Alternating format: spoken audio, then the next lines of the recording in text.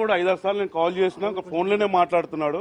అన్న ఒకరు కలుస్తానన్న లోపట నాకు మార్నింగ్ మధ్యాహ్నం నాకు కాల్ వచ్చేసింది, అన్న ఇట్లా చందన్న లేడు అని అనగానే మా అబ్బా టీవీలలో చూస్తాగానే నాకు అర్థమైపోయింది ఆయన ఇప్పుడు లోతుగా ఆ అమ్మాయిని ఏ విధంగా ఇష్టపడ్డాడో, ఆ అమ్మాయిని ఆ ప్రేమని మళ్ళీ మీది పిలిపించేసుకుంటు మా చందన్నని.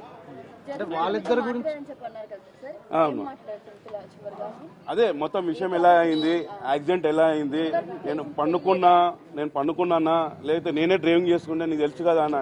మేము ఎక్కడెక్కడైనా ఫంక్షన్స్ ఎక్కడైనా బయట ఎక్కడ పార్టీలకు పోయినా కూడా మాక్సిమం ఆయన డ్రింక్ చేసినా ఆయననే డ్రైవింగ్ చేస్తాడు.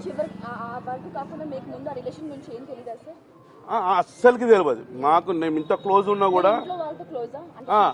ఈ వదినతోని మేము 2-3 ఫంక్షన్కి వచ్చాము, ఈ వదినతోనే ఉంటున్నాను మాకు తెలుసు. మాకు వీటితో చాలా ప్రేమతో ఉండే, చాలా హ్యాపీ బర్త్డేలు అయితే చాలా గ్రాండ్గా చేసేయండు, చాలా ఉండే.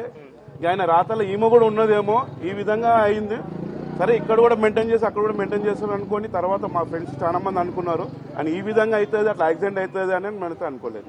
ఇండస్ట్రీకి ఒక మంచి యాక్టర్ మిస్ అయినారు అనుకోవచ్చు. ఇండస్ట్రీలో మేము ఆయన ఉన్న హైట్కు గెటప్కి కొత్త విలను ఇప్పుడు మనం బాలీవుడ్ నుంచి ఆ నుంచి తెచ్చుకుంటారు, తమిళ్లో అక్కడ బొంబాయి నుంచి తెచ్చుకుంటారు. మంచి టాలెంట్ 3 పేజీలు సింగిల్ టేకింగ్ లా ఒక్కపారు చూసి చెప్పగల కెపాసిటీ ఆయనకు ఉన్నది అని ఈ విధంగా అయితేనైతే మేము అనుకోలేము.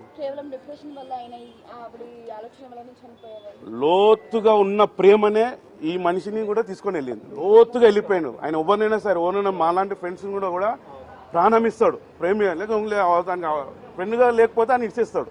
ఆయనతో నచ్చిందంటే ఆయన ఏ విధంగానైనా ఫోన్ అయినా పిలిపించుకొని ఆ అమ్మాయితో ఆ విధంగా ఉండి ఈ విధంగా తీసుకుపోయాడు.